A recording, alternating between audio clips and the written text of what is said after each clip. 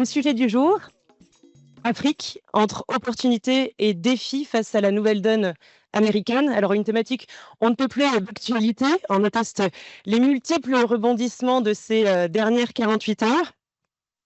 L'Afrique, c'est 64 pays, n'en déplaise à certains, 1,5 milliard d'habitants environ, une population extrêmement jeune, 60% moins de 25 ans selon les estimations, des ambitions, des ressources extrêmement convoitées, une diversité de modèles économiques et une diversité également de régimes politiques.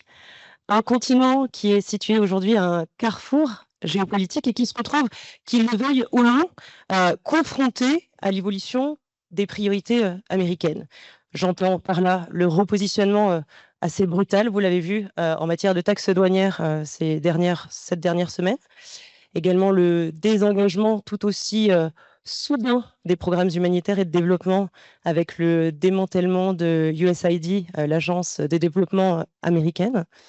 Et puis également, évidemment, de nouvelles forces en présence, la Chine, la Russie, qui enracinent les contours des relations avec le continent africain. Alors, dans ce mouvement ambiant, comment l'Afrique a-t-elle une carte à jouer dans ce grand bouleversement? Comment peut-elle tirer profit surtout des mutations, surtout à l'heure où l'on a plus tendance à regarder les impacts négatifs que positifs? Et puis, quels risques doit-elle anticiper? Quelles stratégies doivent émerger pour que cette nouvelle donne devienne bien un levier plutôt qu'un frein? Alors, pour nous aider à arriver dans ce contexte antérieur, et après, et surtout pour mieux le cerner, nous avons la chance d'avoir avec nous aujourd'hui deux figures, deux artisans influents sur le continent. D'abord, Lionel Zinsou, vous avez été Premier ministre du Bénin de 2015 à 2016. Vous êtes le cofondateur et le président de la banque d'affaires panafricaine South-Deutsche. Vous êtes un économiste influent, reconnu pour votre vision sur les enjeux panafricains et internationaux. Et vous êtes également le président du think tank Terra Nova. À droite, Asnaï Ridji, vous êtes le président directeur général du groupe Action, un acteur économique panafricain incontournable aujourd'hui, engagé dans les télécoms, dans les services financiers, les énergies, l'immobilier et la fintech. Et vous êtes un groupe qui est aujourd'hui actif dans 17 pays. Pour une chose qui vous, pardon, une chose que vous avez tous les deux en commun, c'est évidemment un amour commun, ou alors plutôt une passion, je dirais, pour l'art contemporain. Vous avez tous les deux créé votre propre fondation d'art contemporain, la fondation Zinsou à Cotonou, et vous, la fondation H à Antananarive. Nous avons 2 heures pour échanger et pour entrer dans le vif des discussions, et pour que l'on parte tous à peu près sur le même niveau d'information. J'aimerais que l'on pose les bases déjà de ce contexte international très mouvant. Lionel, est-ce que vous pourriez, s'il vous plaît, nous dresser le portrait de la situation géopolitique actuelle, s'il vous plaît? Alors, la question est immense parce qu'en plus, elle n'est même pas simplement uniquement économique, alors qu'on va parler plutôt d'économie et de droits de douane et de commerce international, mais même de géopolitique. Alors, toute période pense qu'elle est en train de vivre quelque chose d'une intensité qui n'a jamais été connue. Ça, c'est très impressionnant. Donc là, effectivement, il faut reconnaître qu'on a beaucoup d'incertitudes. On a la plus grande puissance du monde qui a une administration un peu singulière, qui se retourne de façon un petit peu surprenante plutôt contre ses alliés que contre ses opposants des dernières décennies. On a des conflits d'une dureté incroyable. Sur le terrain européen, et les Européens s'étaient quand même organisés pour qu'il n'y eût plus de guerre sur le territoire. si vous voulez, la frontière de l'Ukraine par rapport à Paris, si vous voulez, c'est 1h45 de vol, quoi. C'est quand même très, très, c'est comme s'il y avait, et d'ailleurs, il y en a de l'autre côté du canal du Mozambique, une guerre, mais il y en a une en réalité en plus. Bon, mais évidemment, ça a des conséquences considérables parce que les pays concernés dans cette guerre sont des acteurs très importants, à la fois politiques mais aussi économiques. C'est-à-dire, quand on s'attaque à l'Ukraine, ça va désorganiser les céréales. Les céréales, c'est pas l'essentiel du commerce mondial, mais c'est simplement quand même le deuxième produit le plus vendu au monde. Donc, et puis, je trouve qu'il est assez vital, le pays. Mais ça change complètement l'industrie des engrais, ça change complètement tout ce qui se passe en matière d'énergie, de gaz, etc. Ça change toute la logistique, ça change grosso modo tout le système des prix du monde. Donc, il n'y a pas un village du Bénin, au fond, où il n'y a pas des conséquences, ne serait-ce que sur le prix du maïs qu'on est en train de faire à 5 mètres, simplement du fait de ce conflit géopolitique très intense. Bon, parlons pas du Moyen-Orient, où il y a à la fois et la situation palestinienne et la situation syrienne, sans qu'on puisse dire que la situation yéménite ou la situation irakienne soit complètement tranquille. J'arrive de Djibouti, ça aussi d'ailleurs. On est à 24 kilomètres du Yémen. Il y a un miracle, c'est que les outils yéménites ne gèrent pas sur la ville de Djibouti, notamment sur la base américaine. Bon, ils ne le font pas parce que, bon, il y a quelques éléments de sécurité, mais parce qu'ils n'ont pas décidé de ne pas le faire. Mais par ailleurs, ils tirent sur tous les bateaux, enfin sur une bonne partie des bateaux qui passent dans cet étroit fondamental. Et puis, vous avez des conflits potentiels, mais quand même qui seraient encore pires d'une certaine manière d'un point de vue géopolitique, comme Taïwan et une certaine inquiétude que, au fond, euh, la Chine règle la question de Taïwan par la guerre. Donc, c'est vrai qu'on est dans une situation de très grande intensité qui fait très peur au marché, qui crée une aversion au risque, qui est donc plutôt un facteur de stagnation, hein. Et d'ailleurs, on voit des stagnations. On est au bord de la récession dans l'Union européenne et on est peut-être même en risque de récession aux États-Unis. Bon, c'est une intensité extraordinaire. Cela étant, récemment, on célébrait, on fêtait pas, on honorait la mémoire de Georges Pompidou, qui est mort il y a 50 ans.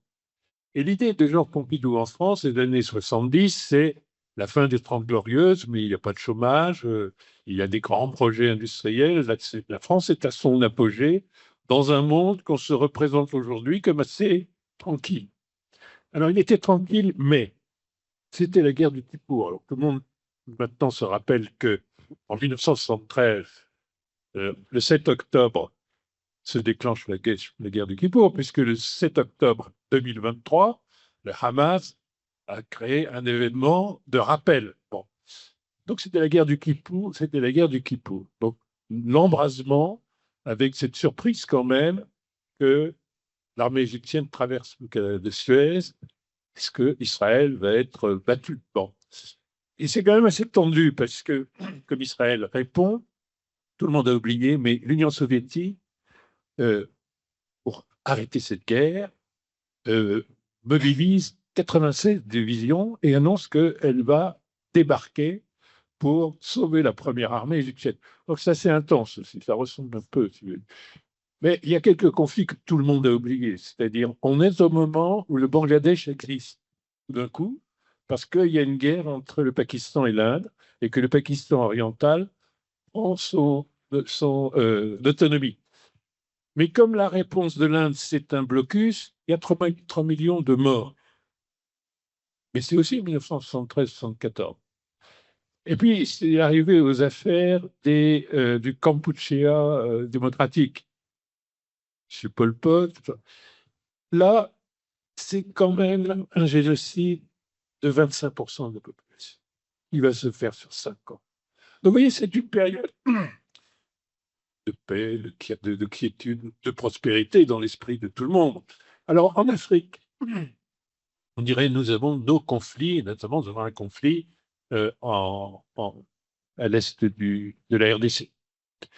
Oui, mais en fait, entre 1968 et 1975, il y a aussi un conflit qui fait 3 millions de morts. C'est la guerre du Biafra. Et puis pour terminer, si vous voulez, on est à 1 an de la paix et des accords au Vietnam, qui vont être conclus en 1974. Mais pour avoir la position la plus forte, les États-Unis dans la négociation, les États-Unis font ce que la Russie est en train de faire en Ukraine, c'est-à-dire les pires bombardements connus sur le Vietnam. On est à 1 an et il y a déjà les conversations entre Kissinger et M. Le Duc Tho au château de la Celle-Saint-Cloud. Elles sont secrètes, elles vont aboutir, c'est le pire moment. Donc vous voyez, chacun a l'impression d'une intensité inouïe. Malheureusement, le monde vit ainsi. Et puis, in fine, il arrive quand même, en général, à surmonter ces conflits comme il va les surmonter. Or, vous me direz, du point de vue économique, ça allait beaucoup mieux. Ben, pas du tout, hein, si vous voulez, parce qu'en 1971, vous avez eu l'éclatement du système des champs fixes, la dévalorisation des dollars. Donc, le système international financier est à genoux, trouve un accord il y a 50 ans, l'accord des Açores pour stabiliser un peu ces systèmes. Et quant au pétrole, du fait de la guerre du Kippour, on a juste le triplement du baril pendant l'année de 1973, si vous voulez. Donc, faire un tout petit peu attention à nos sentiments, à nos émotions. Malheureusement, le monde est dangereux, le monde est cruel, le monde est... Et nous vivons des choses, un peu d'ailleurs sur les mêmes théâtres d'opération, qui sont très intenses en ce moment, qui sont émotionnellement extrêmement difficiles à supporter, qui clivent les peuples. Enfin, si vous voulez, la Palestine, du fond des universités du monde entier, ça crée des tensions extraordinaires, ça recrée de l'antisémitisme ou de l'islamophobie. Donc oui, on vit des choses exceptionnelles dans un climat géopolitique qui handicape les économies, qui gêne beaucoup des pays qui n'ont rien à voir dans ces conflits, comme nos pays. Franchement, les chocs qu'on a subis post-pandémie, on s'est donné des chocs volontaires en quelque sorte, qui nous ont affaiblis, et nous sommes les principales victimes. C'est un peu comme dans le changement climatique, si vous voulez. Le seul continent net zéro, le seul continent qui n'a aucune responsabilité dans les émissions carbone excessives, est peut-être celui qui subit le plus fortement les dégâts. Les gens qui ont été les plus affectés en termes de famine, à la fois d'ailleurs par le changement climatique et la baisse de rendement agricole, et par la guerre en Ukraine, ce sont les pays africains. Quand vous avez eu ce qu'on a eu, que Madagascar connaît, mais c'était encore pire d'une certaine manière dans la Corne de l'Afrique, quand vous avez le doublement des prix agricoles dans des pays où, pour les classes populaires, le budget alimentaire, c'est la moitié du revenu, et que ça augmente de 100%, vous voyez bien les conséquences immédiates. Voilà.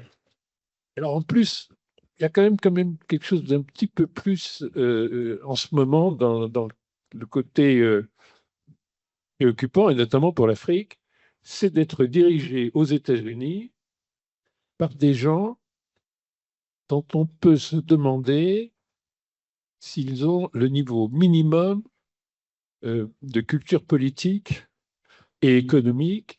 Donc vous avez un élément, malheureusement, que le populisme, qui a pris quand même pas mal de terrain, que le populisme rend grotesque, en fait. Et ça c'est nouveau, si vous voulez, ces petits éléments de grotesque. En même temps, il ne faut pas être dupe. Les États-Unis ont des trends, tendances très très fortes qui sont portées un peu à la caricature. Mais une chose que moi j'observe depuis longtemps, mais que j'essaye de partager avec les gens, mais en général ça ne les intéresse pas, donc on va vérifier si aujourd'hui aussi, les États-Unis tranquillement ont divisé leur commerce avec l'Afrique par deux. Mais c'était sous le président Obama. C'était donc pas une volonté de dégrader la relation avec l'Afrique. C'était simplement qu'ils avaient décidé de devenir exportateurs de pétrole. Ils sont le premier producteur. Ils avaient une doctrine d'importer et de conserver cette ressource. Ils sont devenus le premier exportateur des hydrocarbures. Le principal poste des échanges était les hydrocarbures avec l'Afrique. Évidemment, nos amis nigériens, angolais, algériens pour le gaz ont dû changer complètement de direction, puisque les clients, c'était leurs clients de très loin le plus important. Ils ont trouvé leurs clients en Union européenne, en Inde, qui fait une croissance qui va étonner le monde pendant maintenant des décennies, vers la Chine. Donc tout ça s'est recomposé, mais on a quand même divisé par deux. Et là, si vous voulez, on peut en parler. L'impact de ce qui se joue sera quand même beaucoup plus faible. Mais la force d'émotion aujourd'hui est bien plus grande et l'ignorance du fait que les États-Unis avaient simplement divisé par deux et ils n'ont toujours pas retrouvé avec d'autres produits. Ils sont toujours vraiment en très, très important. Ça n'avait étonné personne. Parce que les statistiques du commerce extérieur, d'ailleurs, on va le tester aujourd'hui, sont juste inconnues du monde entier. Je veux dire, il y a une poignée de quelques milliers de spécialistes et 8 milliards de gens qui n'y connaissent rien, mais qui vibrent quand même chaque fois, chaque matin, quand ils apprennent des nouvelles. Excusez-moi, c'est un peu long. Non, pas du tout. Donc, pour comprendre bien, pour vous, il y a un côté on a un côté un petit peu amnésique par rapport aux tensions du passé. On a tendance à oublier ce qui s'est passé. Vous le dites malgré tout que avec les États-Unis aujourd'hui, il y a sans doute avec la globalisation des médias, on a quand même émotionnellement, c'est beaucoup plus fort ce qui se passe. Les réactions américaines font un effet sismique, on va dire, mondialement et notamment émotionnellement. Euh, on comprend donc que la stratégie américaine navigue un peu à vue et nous, au pays, nous avons du mal à voir où nous situer. Asman, je voulais justement savoir, vous, en tant que dirigeant d'un groupe qui n'est pas forcément tourné vers l'export, est-ce que néanmoins, vous avez observé, depuis 3 mois, depuis l'arrivée de Trump au pouvoir, un changement dans la manière dont les États-Unis abordent leur partenariat économique avec les pays africains? Est-ce que c'est quelque chose que vous avez ressenti, vous, cette nouvelle donne américaine? Merci Sarah. D'abord, bonjour à toutes et à tous. Je suis très heureux d'être là ce matin. Je suis très honoré d'accueillir mon ami Lionel Zinsou et j'aimerais qu'on l'applaudisse très fort parce qu'il est venu spécialement faire un performance.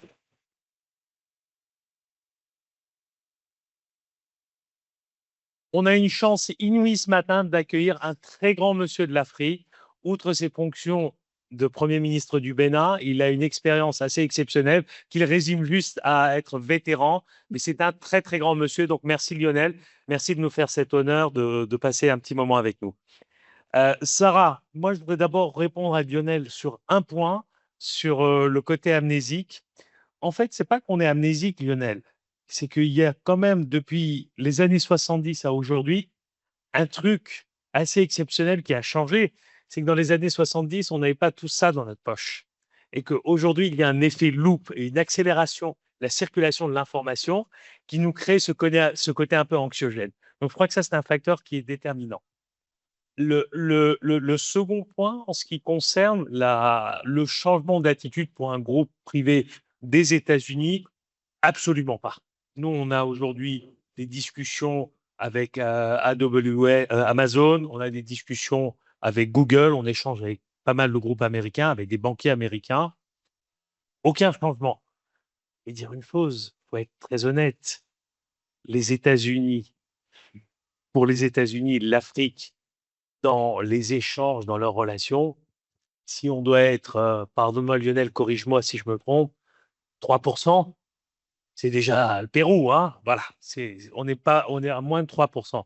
Leur focus aujourd'hui, les États-Unis, c'est le Moyen-Orient, c'est l'Europe, c'est l'Amérique latine, c'est le Mexique, etc.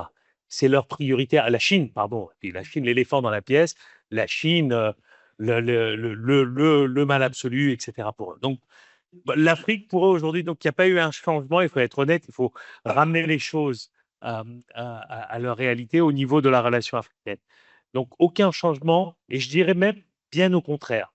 En tant qu'acteur du secteur privé, il y a 18 mois, les échanges que j'ai aujourd'hui avec les grands acteurs de la tech, les grands acteurs du cloud, etc., je ne les avais pas. Pas parce qu'on n'a pas essayé, mais parce que l'intérêt croissant apparaît de plus en plus maintenant. Deuxièmement, les banquiers.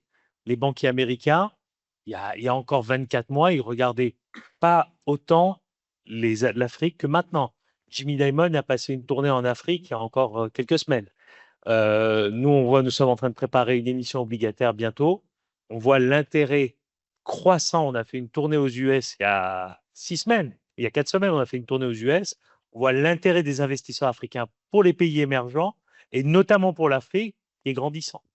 Donc non, il n'y a pas un effet direct des entreprises américaines, de l'écosystème américain vers l'Afrique, absolument pas. En revanche, on ressent toute cette période tumultueuse en ce moment, on ressent un impact très clair au niveau des marchés financiers, mais surtout au niveau des grands agrégats pour nous, la monnaie en tant qu'investisseur et les taux d'intérêt.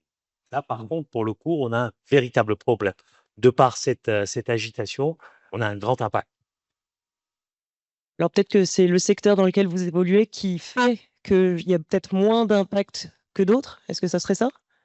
Le fait que ce soit les nouvelles technologies, que ce soit... Il y a un petit peu de ça, absolument. Maintenant, il y a un petit peu de ça. Maintenant, je parlais avec un collègue et camarade tout à l'heure en arrivant. 70% de la vanille mondiale est produite dans notre beau pays, à Madagascar. Que ce soit dans le coca, que ce soit dans le chocolat, on a besoin de vanille. Est-ce que les États-Unis vont arrêter d'acheter de la vanille? En revanche, ce qu'a dit Lionel, c'est que ceux qui vont payer le prix fort, c'est ceux qui sont en début de chaîne, pas en fin de chaîne forcément, un petit peu en fin de chaîne, au consommateur. Donc, oui, il y aura un impact, certes. Moi, l'impact, notamment à Madagascar, que je vois, sur les filières agricoles, bien évidemment, mais voire un petit peu pas forcément en quantité, mais en impact. Mais là où j'ai une véritable crainte, moi, à Madagascar et en Afrique, c'est sur la filière textile. Sur la filière textile, je pense qu'il va y avoir, malheureusement, s'il n'y a pas de deal fait par Madagascar, par l'Afrique, avec les US, malheureusement, les producteurs, les vendeurs les Zara, enfin, les grands Américains, les Gap Co, vont aller acheter ailleurs. Et donc, on va avoir un véritable problème parce que le consommateur final ne sera pas prêt à payer beaucoup plus. Donc là, il y a un vrai sujet. Le gouvernement Pour nous, est chez en train de... Action, aujourd'hui, on n'est pas impacté directement, Oui. mais on a cette incertitude et cette non-prédictabilité des marchés. En revanche, effectivement, les filières agricoles et industrielles, il risque d'y avoir un problème. Parmi les questions qui ont été posées, il y avait évidemment l'impact sur les secteurs clés malgaches, mais il y avait aussi cette vraie question de savoir est-ce que l'Afrique aujourd'hui est capable de se développer, Lionel, sans l'aide internationale? C'est une autre question que vous introduisez, c'est celle de l'aide, qui n'est plus tout à fait celle du commerce. Non, mais ce qui est grave dans ce que fait l'administration américaine, c'est l'arrêt de l'aide humanitaire. Ça, c'est très grave.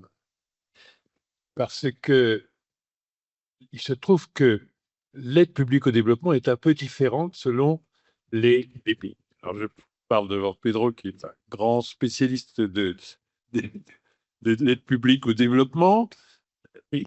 L'Union européenne a plutôt une aide au développement consacrée au développement économique.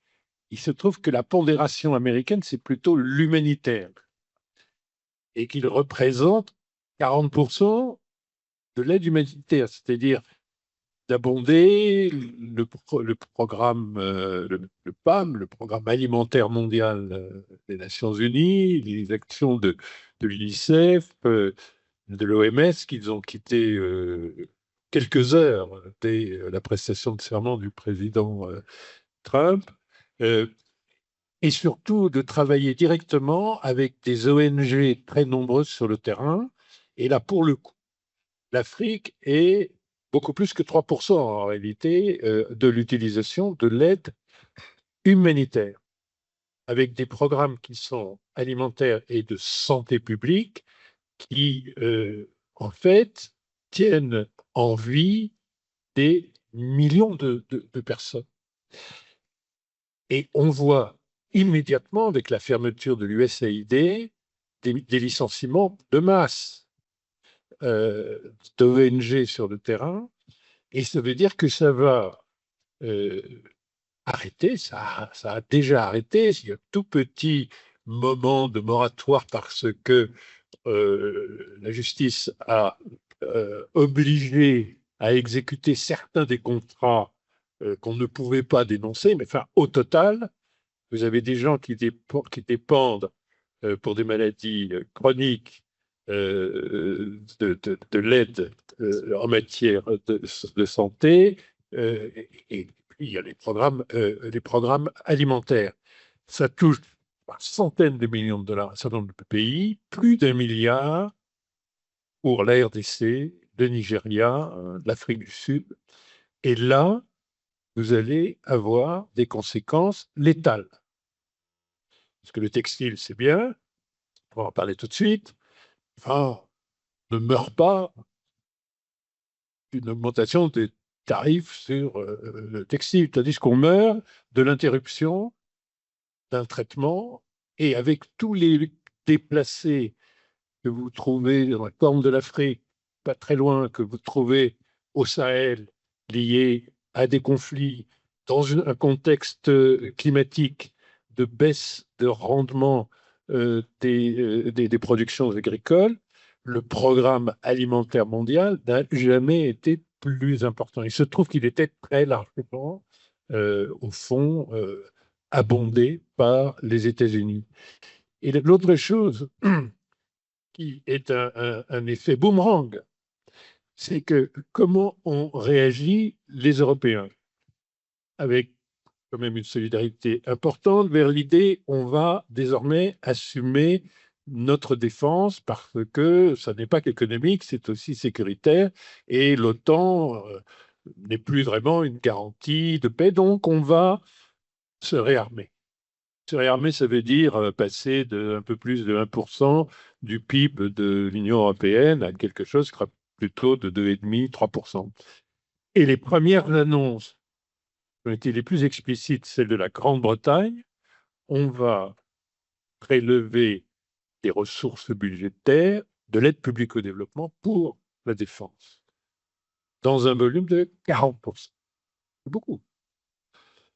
La France est plus muette, discrète sur ce genre de sujet, mais la régulation budgétaire de l'AFD a été significative déjà depuis 2 ans. Il faut trouver un équilibre des finances publiques. Donc, il n'est pas évident qu'il y aura une compensation européenne.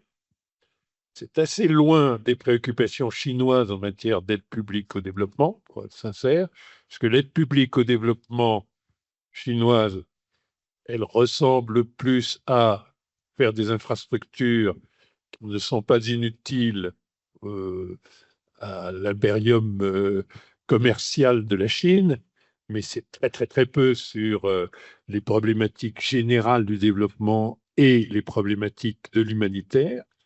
Donc il n'y a pas de compensation à attendre de quiconque. Donc ça veut dire, et ça va être forcément un des thèmes de cette rencontre, l'Afrique va devoir s'occuper d'elle-même, trouver des ressources sur elle-même. Et ça va être un exercice qui va prendre donc du temps à votre génération dominante dans cette université, incroyable. et qui commence aujourd'hui. On va nous mettre 20%. Mais enfin, on va nous mettre 20% sur 5 $.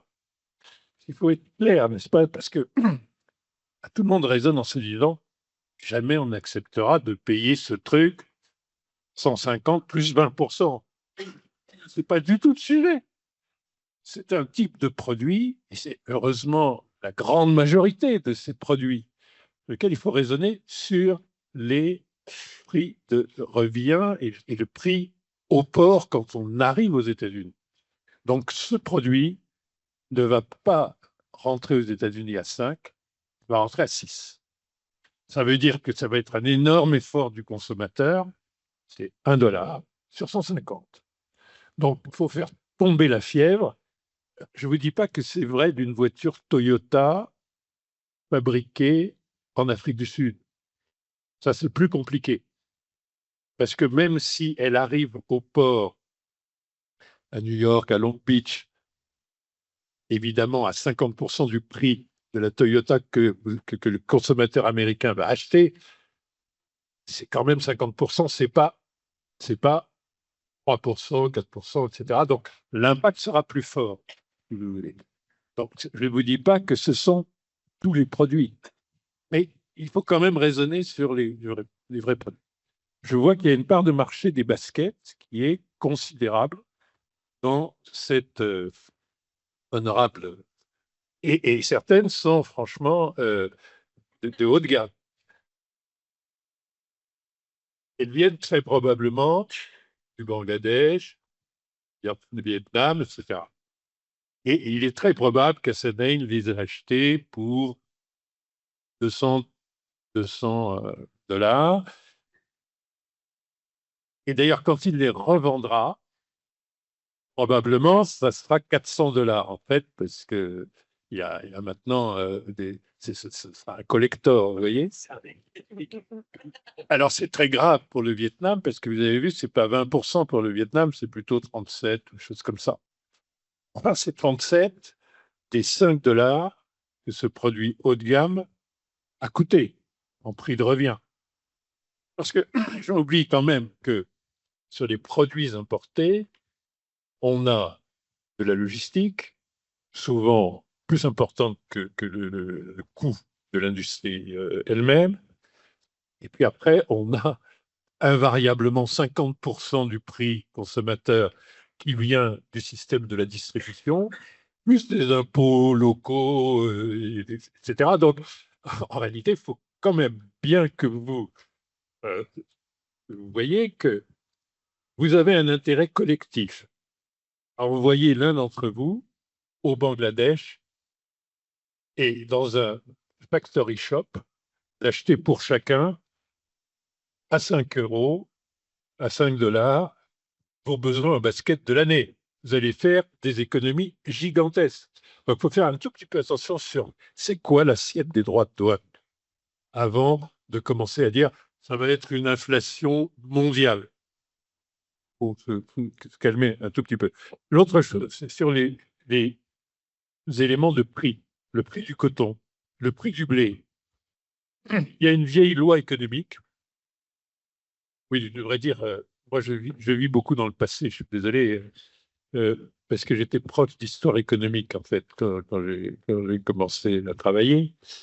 Il y a une vieille loi qui s'appelle la loi de Gregory King, mais les fluctuations des commodities, c'est absolument considérable en prix. Pourquoi? Parce que dès que vous avez la perception d'une possibilité de rareté, on pourrait manquer de 3, 4, 5% du blé dont on a besoin, ou du coton dont on a besoin, ou du cacao, à moins 5%, c'est un défaut par rapport à la demande, le prix augmente de 100%. Et dès qu'on a le début d'une perception qu'il pourrait y avoir un peu de pléthore, la récolte serait un peu trop bonne, à 5% de surproduction, d'une certaine manière, les prix baissent de 50%. Les fluctuations sont considérables. Par rapport à ça, les mouvements des droits de douane, c'est de la petite pierre. Donc, faire un tout petit peu attention. Les gens pensent que ça va coûter 30 € de plus. Non. Mais pourquoi ça, c'est un produit béninois? Parce qu'il va être intégralement filé, euh, teinté, packagé, etc., dans une zone industrielle où n'investissent d'ailleurs que les Asiatiques, les Singapouriens, les Indiens, les Chinois, parce que les Européens ne s'intéressent absolument pas à l'industrialisation de l'Afrique, quand bien même aujourd'hui, à cause des matières premières critiques pour la transition énergétique, ça va changer, de même que ça va changer en matière financière du fait des États-Unis, pas des Européens, parce que les Européens huit l'Afrique sur le plan financier, mais ça intéresse énormément les Asiatiques. Pourquoi? Parce qu'ils étaient les acheteurs finaux. Et maintenant, ils comprennent que leur intérêt est aussi de développer les pays de production et de localiser la production, mais c'est une production state of the art. C'est-à-dire qu'il y a 40 ans, 30 ans, quand vous alliez dans une usine textile, c'était plutôt au Maroc, plutôt en Afrique du Sud qu'au Bénin. Mais vous aviez des choses importantes en Côte d'Ivoire, au Sénégal quand même. Bon, c'était plutôt des usines qui étaient les usines les plus simples, les moins productives. Aujourd'hui, ce qui est quand même frappant, c'est que c'est vraiment state of the art. C'est-à-dire que on va avoir des outils, on a désormais des outils dans toute l'Afrique de l'Est, maintenant en Afrique de l'Ouest, évidemment au Maghreb, on a des outils qui sont les outils de la productivité et de la compétitivité. Ça, c'est une révolution. Le côté je vais démonter une usine de l'Est de la France qui est déjà amortie, et puis je vais vous livrer une technologie manuelle parce que c'est bon pour vous. C'est terminé, complètement terminé.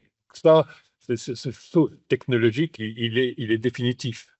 Les gens sont formés. Il y a des centres de formation au Bénin, au Togo, impressionnants. Ils sont indiens ou chinois, hein, pour être sincère. Ils ne sont pas allemands et français. Enfin, ils sont assez impressionnants. Donc, en fait, le produit béninois, c'est ça, en fait. Hein, c'est pas ça. Et le produit d'avenir, c'est ça. Et c'est ça parce que toute la transformation va se faire. Et encore une fois, on va créer, je vais donner les chiffres, sur une production autour de 800 000 à 1 million de tonnes de coton, quelque chose comme une masse salariale sur 5 ans de 2 milliards de dollars. Je vous assure que ça fait une différence. Aucun de ces emplois n'existe aujourd'hui. Donc, il faut être un tout petit peu, enfin, il faut regarder un tout petit peu, un petit peu plus loin que le miroir, si vous voulez, parce que personne n'aurait dit que le produit béninois, c'est ça, et que ça, c'est le produit néerlandais, mais il se trouve que c'est ça. Alors, puisque j'ai dit néerlandais 2 fois, là, ou 3 fois, je voudrais aussi dissiper encore autre chose. Tout ça pour vous faire. Les États-Unis sont un petit joueur du commerce international. Ils ne sont pas du tout importants. Pas du tout. Alors, comme tout le monde pense exactement l'inverse, c'est important que quand vous entendez des commentaires sur je vais bouleverser, je vais réindustrialiser, je vais... Attendez, les États-Unis ne sont pas des acteurs importants du commerce international. Il faut bien que vous ayez en tête que quand on dit les États-Unis sont le premier importateur du monde et le deuxième, troisième exportateur du monde, c'est parce que on compare pays par pays. L'Union européenne est le plus important joueur avec la Chine, mais vraiment à égalité avec la Chine, du commerce international. Pas du tout les États-Unis.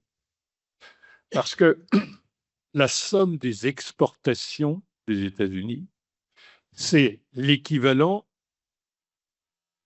donc c'est 2000 milliards, hein, de trillions contre 2000 milliards par an. C'est l'équivalent de l'Allemagne, qui est à 1600 milliards, quelque chose comme ça, plus les Pays-Bas. La simple combinaison des exportations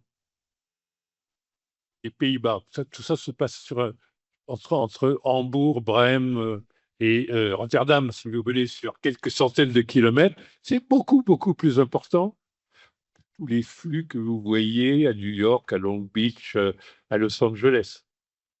Les États-Unis, c'est, en termes d'exportation, l'addition de 3 pays ou 4 pays que vous n'auriez pas mis quand même très très haut, qui s'appellent les Pays-Bas, la Belgique et la Suisse. Ces 3 pays font plus d'exportations. En revanche, Lionel, pardon, mais tu exclus le pétrole. non, En incluant le pétrole, ça donne quoi? non, c'est la même chose. Alors, c'est en train d'évoluer parce qu'ils exportent beaucoup de gaz à cause de la situation actuelle et on va revenir à une situation un petit peu plus normale. Mais les États-Unis, c'est une économie continent qui, en fait, travaille avec son propre marché intérieur et avec un degré d'intérêt très faible sur les marchandises. Pour deux ou trois raisons, mais qu'il faut avoir en tête et qu'on ne vous rappelle jamais. La première, donc, ce ne sont pas, à la différence de l'Union européenne, de la Chine, ce ne sont pas des grands joueurs de l'exportation. En revanche, ils sont des importateurs très importants et ils acceptent d'avoir un déficit commercial jusqu'à l'administration Trump très important de 1200 milliards de dollars, dont une partie vis-à-vis un peu plus de 200 milliards vis-à-vis de l'Union européenne et autour de 800 milliards du côté chinois. Donc c'est très très polarisé. Bon.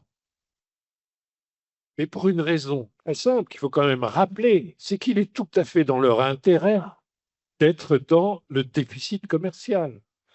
Pourquoi? Parce qu'ils payent avec leur propre monnaie.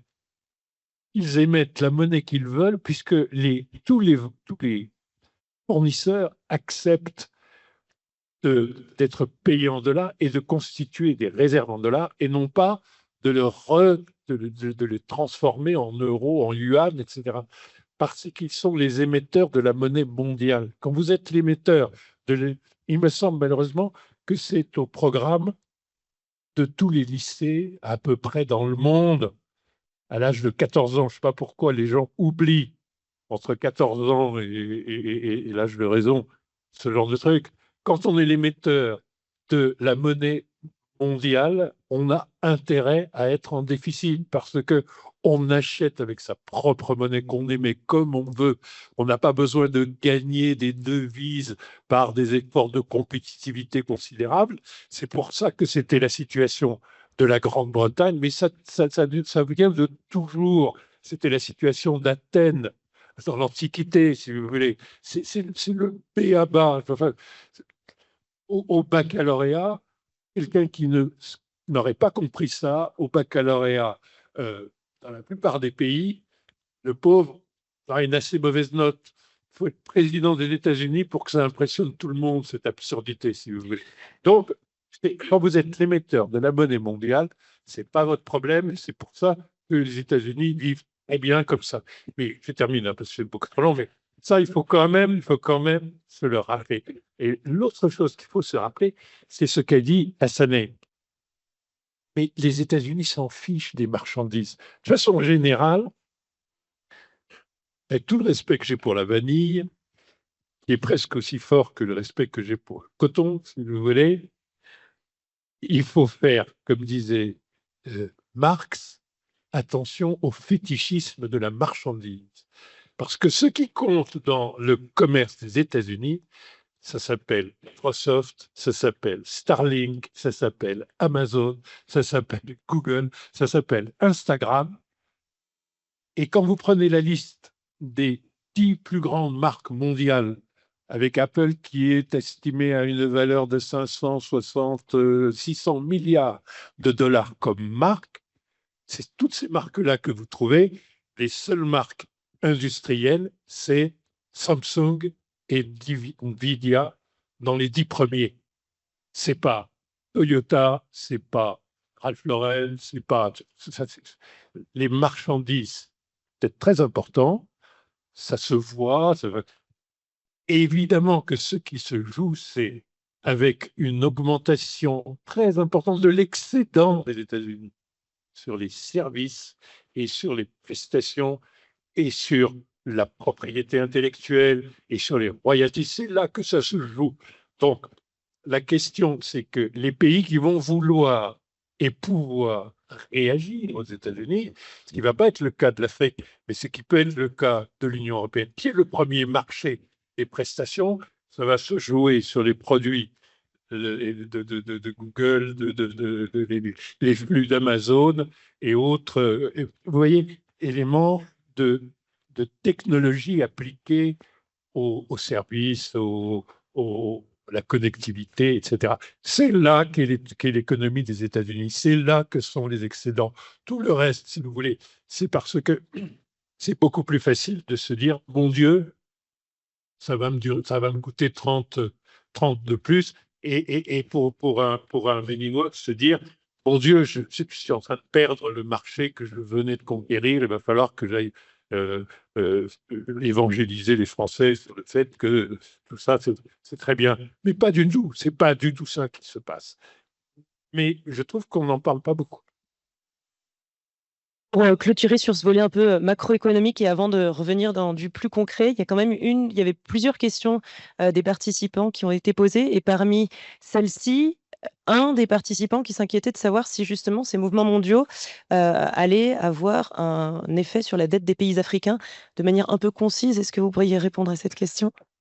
On a deux sortes de dettes. On a de la dette souveraine qui a beaucoup augmenté, comme pour tout le monde, dans la période Covid et dans la période des chocs post-Ukraine.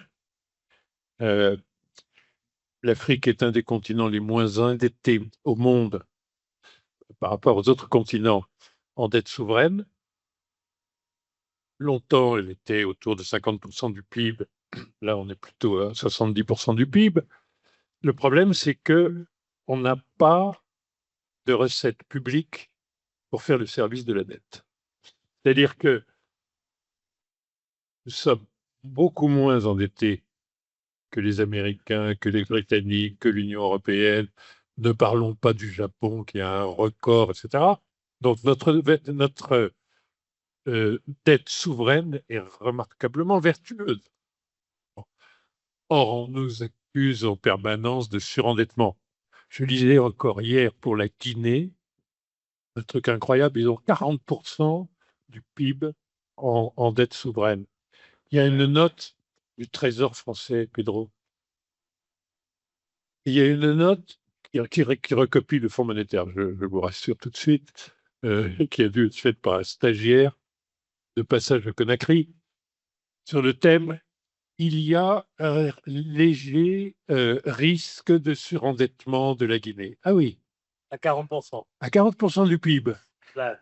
Bon, mais un des problèmes qu'on a, c'est que en moyenne, nous collectons en prélèvements obligatoires dans nos économies 15%. Ceux qui font le mieux, c'est 25% du PIB. Ceux qui sont les pires, c'est les Nigérians avec 8% du PIB. L'OCDE, c'est 36%. La France, les pays scandinaves, c'est 50% du PIB. Nous, c'est 15%. Alors, quand vous avez 15% du PIB, plus un peu de déficit, plus un peu d'aide publique, plus un peu de prêts de nos migrants, enfin, globalement, vous avez pour assurer la sécurité, la santé, l'éducation et payer la dette, vous avez le tiers de ce qu'il faudrait, ce qui est à l'œuvre dans des pays infiniment plus... parce que si vous voulez, infiniment plus endettée. Donc, la France est à 102%, quelque chose comme ça, du PIB. Elle a peut-être un léger problème de surendettement en plus que la Guinée, mais pas du tout en fait, parce qu'elle a une signature, un accès au marché très abondant et la possibilité de faire le service. Bon. Donc, si vous voulez, on n'a pas de problème de dette souveraine, sauf qu'on a un problème de recettes fiscales. Pourquoi? Parce qu'on a un système très informel. À Madagascar, c'est 96% de l'emploi et 50% du PIB. Et c'est pareil au Bénin, sauf que c'est 90% d'emploi. Mais enfin, ça fait quand même. Bon. Donc, quand on est un système informel, ça veut dire que les gens ne payent pas l'impôt d'aucune manière et n'ont aucune intention de le faire d'ailleurs, parce qu'ils estiment qu'ils n'ont pas de service. Parce que l'éducation, parce que la santé, parce que les routes, parce que. Donc, il n'y a pas de consentement à l'impôt et il n'y a pas non plus d'instrument. Tout ça va changer dans le temps. Les pays du Maghreb ou les pays comme l'Afrique du Sud, eux, sont plutôt à 35-40% de l'emploi en informel et non pas à 90, 96. On va changer, mais on va changer, ça va prendre une génération. Donc notre problème de dette n'est pas un problème de dette, c'est un problème de fiscalité, de capacité de l'État de se financer. En revanche, l'autre chose que les stagiaires de passage à Conakry oublient de signaler, c'est que nous n'avons pas de dette privée. L'action est une exception. Mais comme Action sait gérer ses passifs autant que ses actifs, l'avenir, c'est Action. C'est-à-dire que le nombre de chefs d'entreprise qui peuvent, dans un amphi, dire « je prépare une obligation, une émission d'obligation ». Et j'ai fait une tournée américaine et j'ai constaté plus d'appétence pour mon obligation. Mais en Afrique, il y en a peut-être 150.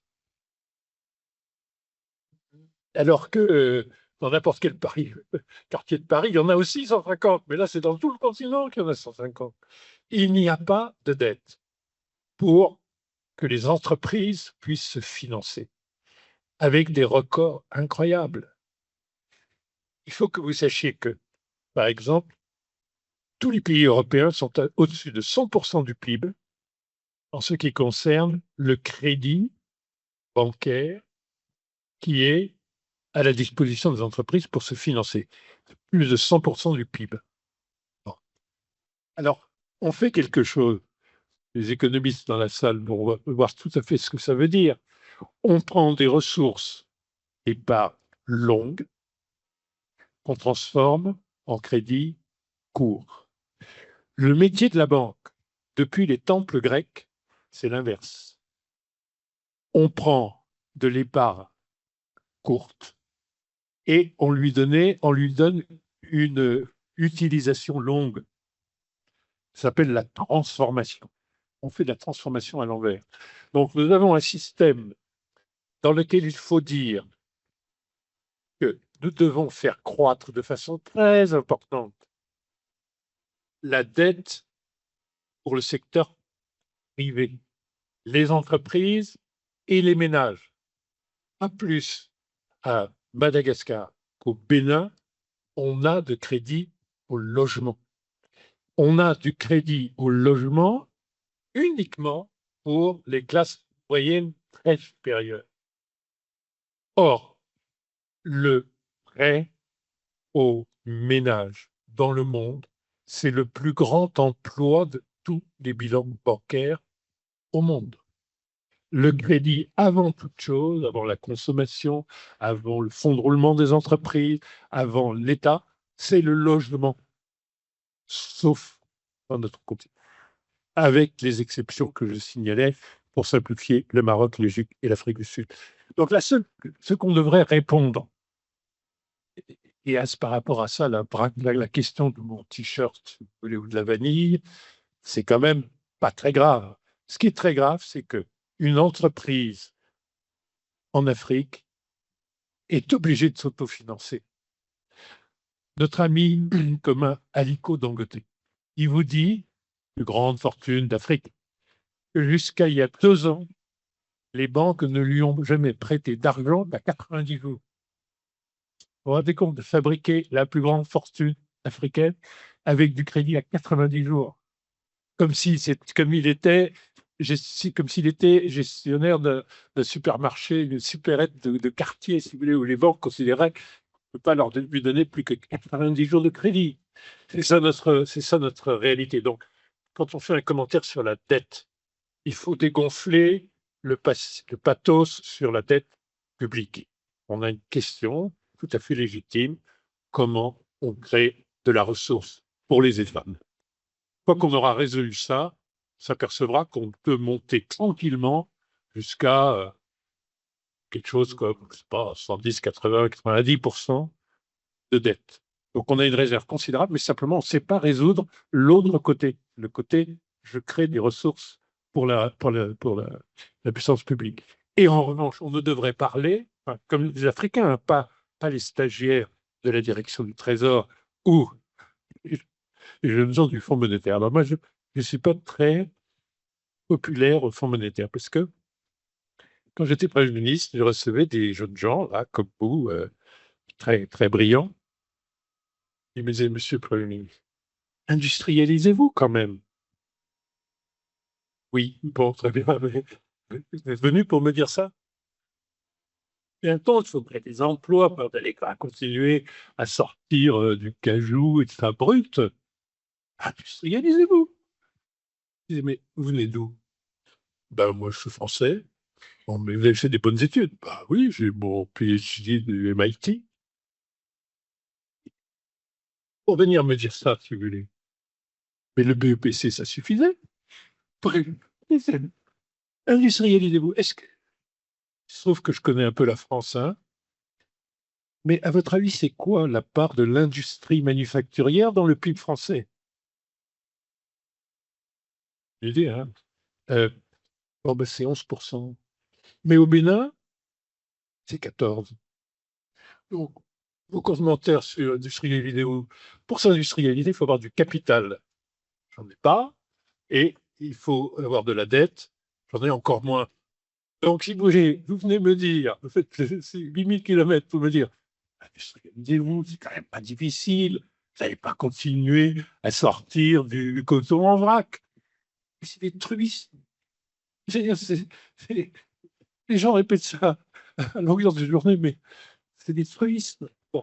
Donc, il faudrait parler des vrais sujets. Et par exemple, les vrais sujets, c'est ça. C'est on n'a pas l'oxygène de base pour respirer quand on n'a pas de crédit, qu'on n'a pas de capital, si vous voulez. Et on a fait des progrès considérables, gigantesques là-dedans, et on va continuer à les faire. Et si vous voulez avoir la métaphore de ce qui va se passer, regardez Action, vous regardez quelques concurrents d'Action, vous allez avoir de la monnaie digitale massivement, vous allez avoir on ne va pas simplement faire des paiements à travers l'économie numérique, on va faire aussi des produits financiers, on va gérer des épargnes, on peut encore développer énormément. On le fait déjà. La microfinance. On fait déjà énormément aujourd'hui en épargne digitale, en crédit. Et on voit qu'il y a une appétence exceptionnelle. Parce que tu parles de crédit au logement, tu parles de crédit aux particuliers. On voit qu'il y a une accélération, je dis bien exponentielle, du besoin, des demandes en termes d'accès au financement. Donc la réalité de demain, elle est déjà là. Mais on ne la regarde pas. Maintenant, il faut regarder les vrais chiffres et dire on va faire tomber le pathos sur la dette, parce que les gens raisonnent comme si les États étaient des familles. Ah, évidemment, si on disait à 100% de ta dette du foyer par rapport à tes revenus, ça augmente sans arrêt, ça, mais un État, ça n'est pas le passage à la limite d'une famille. Ça n'a aucun rapport. On ne gère pas, comme en bon père de famille, les flux financiers d'un État. Donc, nous n'avons pas les problèmes de la dette là où les gens pensent qu'ils sont. Ils sont ailleurs et ils sont dans les équations budgétaires. Et par ailleurs, l'avenir est déjà là, en fait, quand on le regarde. C'est-à-dire le système bancaire archaïque, le système bancaire qui ne vous finance pas, le système bancaire qui fait de la détransformation des flux financiers, en réalité est déjà mort. Mais pour l'instant, il fait semblant d'exister. Mais la vérité, regardez ce qui se passe du côté des telcos qui vont être les banquiers de demain. Parmi les questions de nos participants, et je me tourne vers vous, Asnine, beaucoup voulaient vous demander, vous qui êtes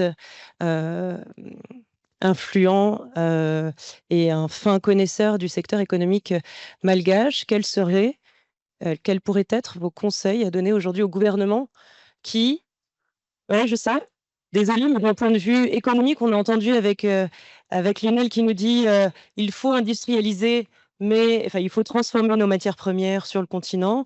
Il faut avoir l'oxygène évidemment pour le faire. On l'entendait avec des nouvelles manières de se financer. Néanmoins, là aujourd'hui, on sait que le gouvernement réfléchit clairement à comment riposter ou en tout cas comment rebondir après toutes ces annonces que l'on va relativiser évidemment. Mais quels pourraient être les conseils que vous donneriez d'un point de vue économique pour les différents secteurs phares de Madagascar? Question, elle peut être très, très vaste parce que soit je fais une réponse à la Donald Trump, c'est qu'il faut que notre gouvernement prépare un deal et qu'il aille s'asseoir avec le gouvernement américain en disant c'est quoi le deal? Bon, ça, je ferai une réponse un peu à la Donald Trump, mais je pense que dans la liste des gens qui vont aller voir Donald Trump dans les prochains 90 jours, il doit déjà y avoir la queue.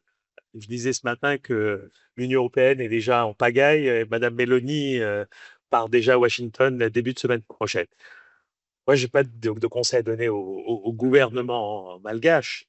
En revanche, parce qu'ils sont suffisamment experts, en revanche, j'ai des convictions. Et quelles sont mes convictions? Moi, ma première conviction, c'est l'Europe a réagi bien ou mal, par exemple, par rapport au sujet de l'OTAN, ils ont réagi en disant, ben, nous, on va réindustrialiser notre défense, on va se rééquiper, on va créer de l'emploi, on va s'endetter pour pouvoir recréer un petit peu un vrai arsenal de défense européen. Moi, je pense qu'il y a aujourd'hui une opportunité immense en Afrique et à Madagascar.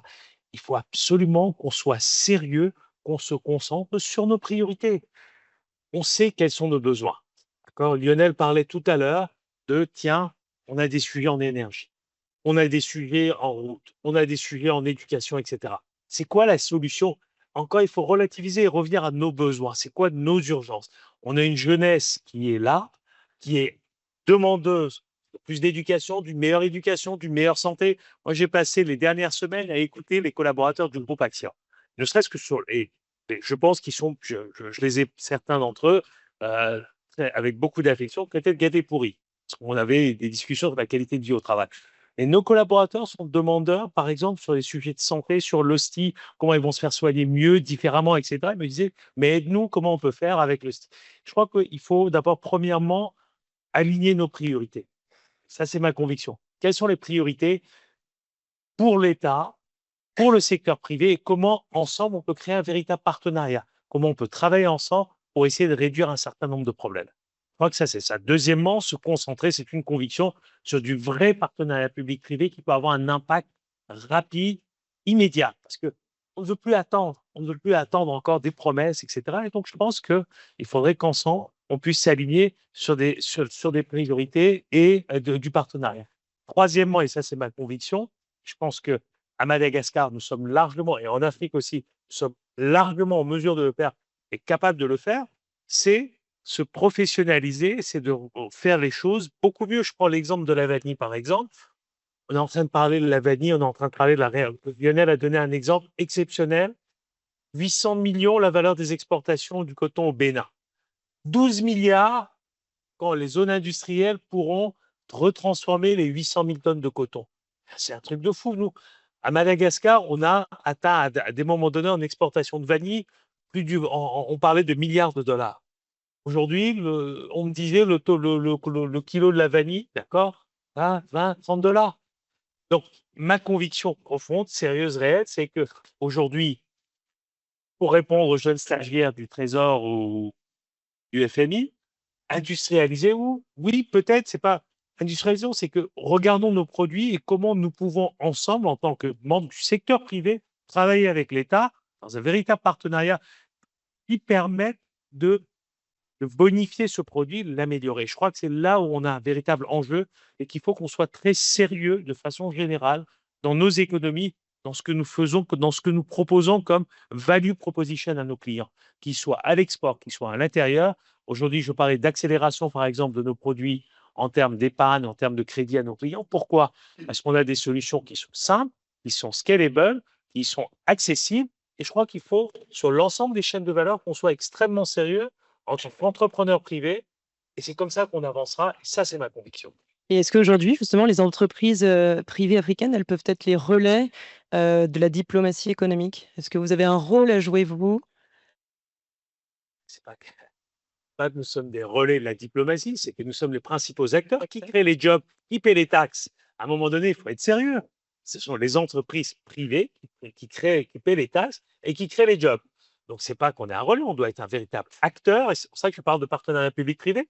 On doit être à la fois pas sur le menu de la table, on doit être autour de la table à discuter ensemble avec les acteurs publics, voire ensemble trouver des solutions. Moi, je suis toujours un grand partisan de créer ces ponts, ces passerelles, ces échanges et trouver des solutions ensemble et co-construire. On ne doit pas, nous, hériter de solutions pensées dans un bureau ou par un jeune stagiaire. Non, on doit co-construire parce qu'on a, nous, nos contraintes. Lionel a évoqué nos contraintes de dette privée, nos enjeux de développement, de croissance, etc. Et on n'y arrivera pas sans un véritable dialogue constructif entre les partenaires publics et privés. Et ça, c'est ma conviction. J'ai insisté sur ce partenariat parce que sans ça, on n'y arrivera pas. De manière très concrète, c'est ce que demandaient les participants.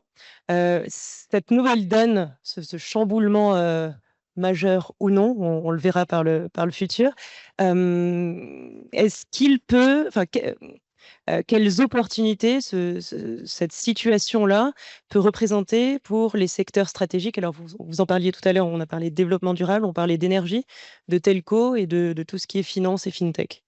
Véritablement les opportunités concrètes, alors que ce soit pour Action ou pour tous vos concurrents. Vous voulez une réponse politique ou vous voulez une réponse entrepreneuriale? Les deux, mon général. Moi, il y a deux choses qui me chagrinent. Il y a deux choses qui me chagrinent. La première chose qui me chagrine, c'est le fait que en Afrique, nous sommes la solution à bien des choses.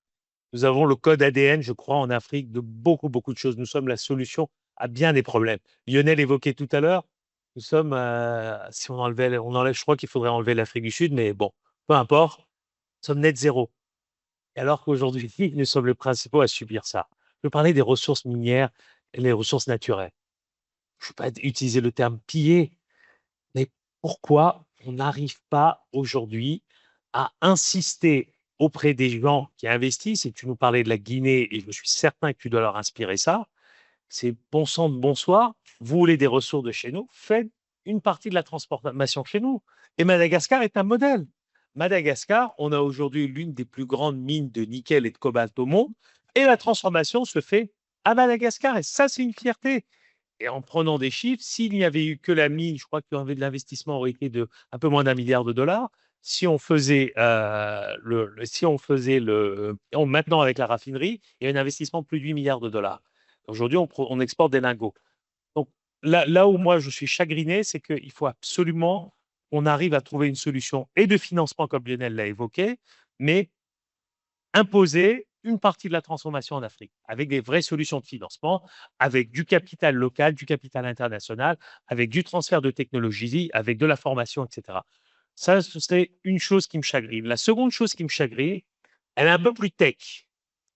La seconde chose qui me chagrine, c'est que nous avons aujourd'hui un peu plus d'1 milliard d'Africains. Nous avons un taux de pénétration des télécoms de 65-70%. On voit qu'il y a une accélération de la consommation de la data. Quand je vois à Madagascar, le premier site qui est visité, l'application, vous imaginez bien, Guess, c'est lequel? Les jeunes, vous utilisez quoi le plus? Lequel? Exactement. Facebook, c'est plus de 75%. Là, aujourd'hui, dans nos pays africains, la porte d'entrée de l'Internet, c'est Facebook. Demain, ce sera certainement ChatGPT ou que sais-je. Mais pour le moment, c'est Facebook. Facebook vient vendre de la pub. Facebook vient vendre des produits. Amazon, Google, peu importe. Qu'est-ce qu'on y gagne, nous, les pays africains? Rien. Rien, on n'y gagne rien. L'Europe a créé sous le commissaire breton 3 types de directives, la DSA, la DMA, et une troisième sur la sécurité et le marché, troisième sur la protection des consommateurs. Aujourd'hui, au fur et à mesure, ils vont monétiser l'accès des données européennes auprès des grands GAFAM. Moi, j'ai un vœu pieux. Pourquoi les données de vous autres, de nos consommateurs malagasy, africains, elles ne sont pas monétisées d'une certaine façon? Pourquoi il n'y a pas, je n'aime pas le terme taxe, mais pourquoi il n'y a pas une forme de deal à trouver là-dessus? Moi, j'en parle régulièrement quand je voyage et je rencontre des chefs d'État africains. Il faudrait vraiment qu'on se mobilise, on arrive à protéger nos données, nos consommateurs, même la souveraineté de nos données. Aujourd'hui, je dirais 90% des données africaines, elles doivent être entre Portland et Seattle. Voilà. Est-ce que c'est normal? Non, ce n'est pas normal. Les données africaines, elles doivent être aux Africains et on doit trouver des solutions entre nous. Ça, c'est mes 2 vœux pieux concrètement. Oui, effectivement, et on avait aussi un participant qui demandait si l'Afrique pouvait se bâtir une souveraineté numérique en s'appuyant sur des technologies qui sont non africaines. Donc la réponse, c'est quoi? Est-ce qu'elle peut? Bien sûr qu'elle peut techniquement, c'est largement possible. Grands acteurs aujourd'hui, il y a des grands acteurs en data center qui existent de plus en plus, mais pas suffisamment. Lionel prenait cette image des 150 émetteurs africains de dette à comparer aux 150 dans les quartiers de Paris. C'est exactement la même chose. 1,2 milliard d'Africains en data center, si on a, je sais pas, plus 100 data centers, c'est déjà la fin du monde. On devrait en avoir 100 000. On a besoin de ces data centers, on a besoin d'avoir et on sait le faire. Et aujourd'hui, les grands donneurs, enfin les grands data centers US veulent venir et vont venir en Afrique de plus en plus. Nous, on discute avec les Amazon, on discute avec les Google. Ces gens veulent venir, nous proposent leurs produits et services et ils sont d'accord pour les localiser. Mais on a besoin, sur ce sujet-là, d'un support des gouvernements. Le gouvernement en Tanzanie, nos activités de data center marchent très bien parce qu'en Tanzanie, le gouvernement a dit non, nos données, elles doivent rester en Tanzanie et c'est la souveraineté des données. Au Sénégal, ils travaillent dessus. On aimerait bien à Madagascar, au Togo, ils travaillent dessus. Partout en Afrique, les données doivent être restées en Afrique. Donc pour rompre en fait avec certaines dépendances stratégiques, finalement, c'est les gouvernements africains qui doivent prendre ce type de décision. Ça ne passe que En par eux. partenariat avec le secteur privé, en écoute, en échange, en co-construisant avec le secteur privé. Il y a une question aussi des participants qui a été posée, à savoir si l'intelligence artificielle pouvait jouer un rôle dans ces mutations majeures. Et si oui, lequel? On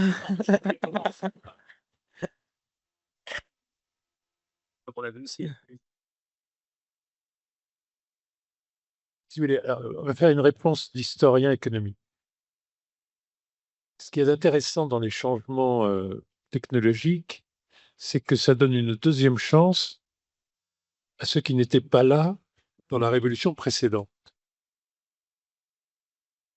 Je trouve que dans les théories de la croissance, il y a des théories banales du genre d'abord il faut éduquer, ensuite il faut avoir des bonnes institutions.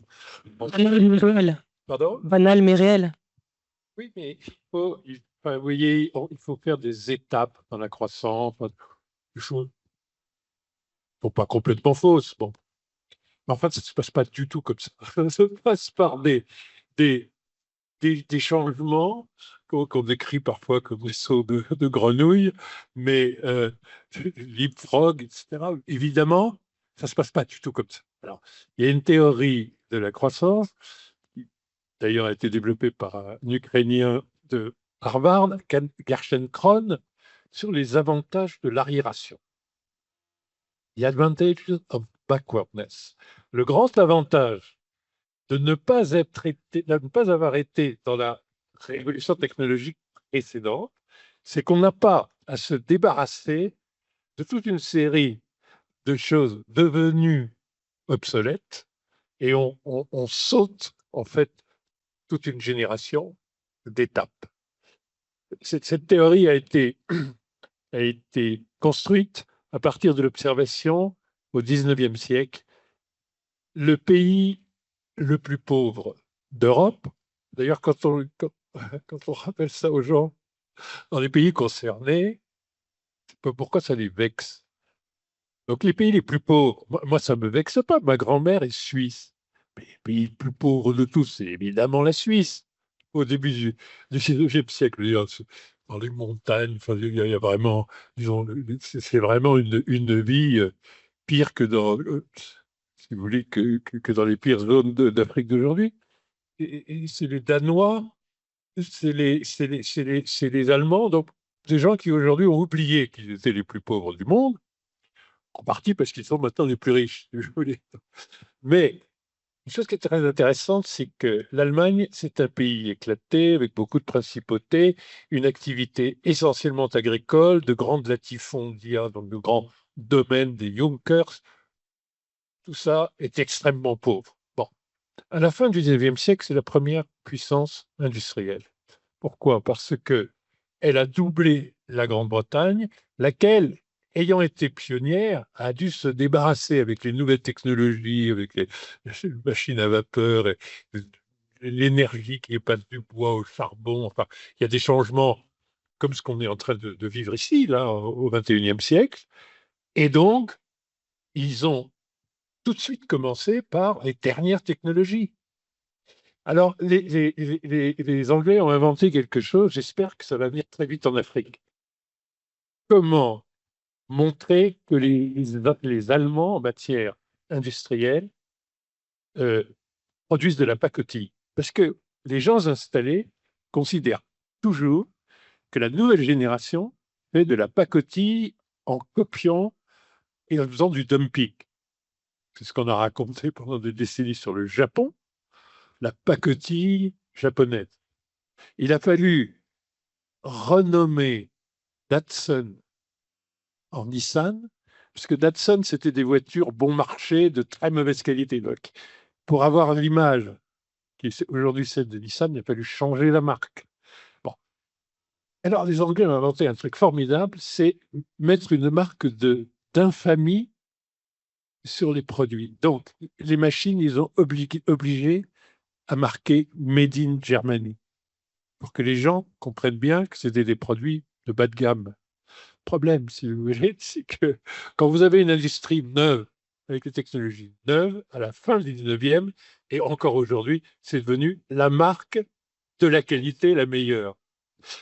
On a fait le même coup que le Japon. Aujourd'hui, il n'y a personne qui pense que s'il y a marqué Made in Japan, ça veut dire que c'est de la pacotille.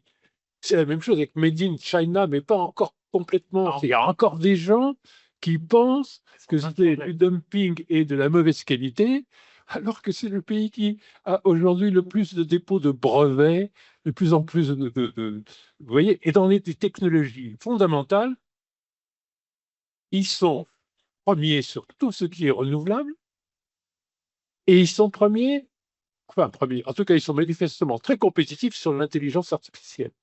Et donc ce qui va arriver à l'Afrique, c'est exactement la même chose. Il y a des gens qui vont dire, on va mettre Made in Bénin, comme ça ils n'achèteront pas parce que c'est de la mauvaise qualité, ou Made in Madagascar, et puis ce qui va se passer 30 ans après, on s'apercevra que ce sera un élément de marque très important. Et ça vaudra aussi bien pour tout ce qui est l'univers numérique, et donc l'intelligence artificielle, que pour les autres choses.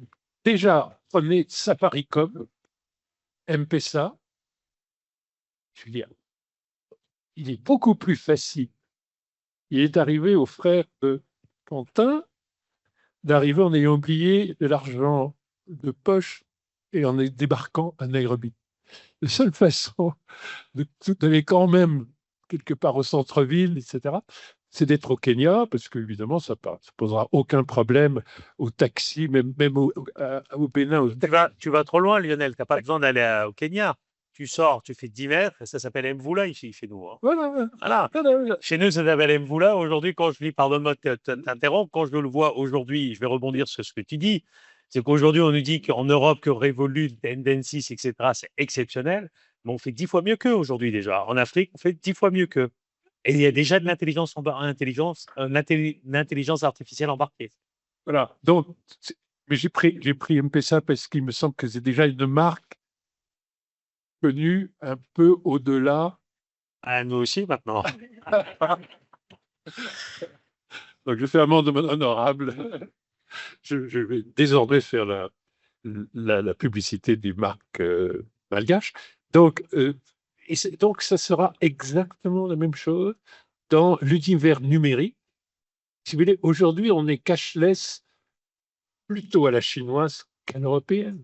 Donc, et ça, c'est un avantage de ne pas avoir eu, lorsque la nouveauté, c'était la monnaie fiduciaire des banques, puis ensuite la carte. Et ça, c'est cet avantage du fait qu'on n'a pas à financer le démantèlement. Regardez, en Europe, on ferme toutes les agences bancaires et on essaye de les vendre aux commerçants dans les centres-villes. Bon, ça ne n'intéresse pas forcément beaucoup.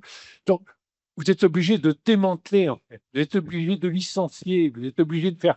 Dans l'adaptation, on n'a pas ce problème. Vous voyez, on a maintenant je sais pas quoi, des taxis au Bénin électriques, des choses comme ça. Mais on n'a aucune manifestation des taximans contre l'ubérisation puisqu'on n'avait pas de taxi. Donc, c'est très particulier, mais l'avantage de ne pas avoir été à la fête de la technologie 30 ans avant, ça vous met en fait en pole position pour les nouvelles. Et ça vaudra aussi bien, parce que, reprenez cette liste des 10 marques qui ont le plus de valeur au monde. Vous avez une chinoise, le TikTok, dans les 10. Vous avez un impérium américain, c'est là qu'il est. C'est de ça dont devraient parler les journalistes. On s'en tape des vins spiritueux et des polos, si vous voulez. Ça va avoir aucun impact. Ce qui est intéressant, c'est quelles sont les marques. C'est les GAFAM. Et vous avez deux industriels, Samsung et Nvidia, qui sont directement des acteurs des infrastructures des autres. Et c'est pas Nestlé, c'est pas. Ah si, vous avez un distributeur, mais c'est Amazon. Et Walmart, vous en avez deux. Vous avez deux distributeurs. Mais Walmart est en train, il va sortir des 10 premiers, en fait. Et en même temps que Amazon va monter jusqu'au jour où Amazon trouvera utile d'acheter Walmart, mais et qui est le plus grand distributeur au monde. Hein. Donc, vous voyez, la révolution, d'abord, elle est déjà faite. En Afrique, elle est déjà faite. Et le point sur lequel je voudrais insister, c'est que nous avons toutes les solutions. Si vous avez posé la question tout à l'heure, est-ce qu'on a en fait les moyens, comment il faut faire? Si on prend les meilleures pratiques en Afrique, simplement en ne cherchant aucun paradigme ailleurs, simplement entre nous, en se disant, puisque les collègues du pays d'à côté l'ont fait, on devrait pouvoir le faire, on a toutes les solutions. C'est-à-dire, vous voyez, si on veut prouver qu'en matière de paiement, en matière de monnaie numérique, etc., on peut aller beaucoup plus loin. On prend désormais un exemple malgache, ignore, mais en tout cas, on a des paradigmes qui sont tout à fait state of the art. Si on veut se prouver qu'on peut être très productif, les usines textiles les plus productives au monde ne sont plus indiennes ou chinoises, elles sont maintenant, à capitaux d'ailleurs indiens chinois, hein, mais en Éthiopie, et très vite, ça va être à Lomé et à Cotonou. Si on veut se prouver qu'on peut maîtriser la logistique, quand moi j'étais adolescent, je me baignais à Cotonou, au port. Le port, c'était un quai en bois de 400 mètres avec une grue au bout. Aujourd'hui, vaut mieux pas aller se baigner dans le port de Lomé, si vous voulez. C'est que c'est devenu le port d'éclatement le plus important entre Tanger et Durban. Si vous voulez, et on commence à être pas loin de la productivité de Singapour ou de Dubaï, si vous voulez, en termes, parce qu'on a mis en place la technologie qu'il fallait. Mais qui, en 1968, quand il n'y avait pas de port à Lomé, et quand on commençait les investissements au port de Cotonou, mais qui se serait projeté en disant on va atteindre Singapour dans X années? C'est un fou. On n'aurait même pas trouvé un fou qui y aurait pensé, en fait. Donc, vous voyez, c'est faire attention. Nous avons en réalité tous les paradigmes à l'intérieur du continent, ce qui est complètement nouveau. Par exemple, vous cherchez où est l'énergie la moins chère au monde. C'est les fermes éoliennes marocaines.